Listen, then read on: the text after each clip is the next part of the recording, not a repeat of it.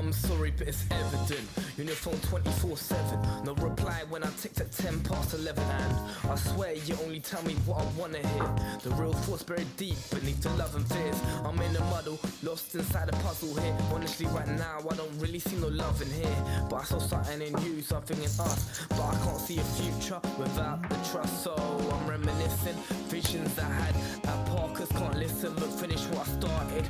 Paint a picture like an artist, you're looking like the victim, but really I am the target. And I ain't asking for anyone's energy. I swear medically I'm needing a remedy or therapy to stop myself feeling so heavily. Mentally I haven't been acting how I'm meant to be.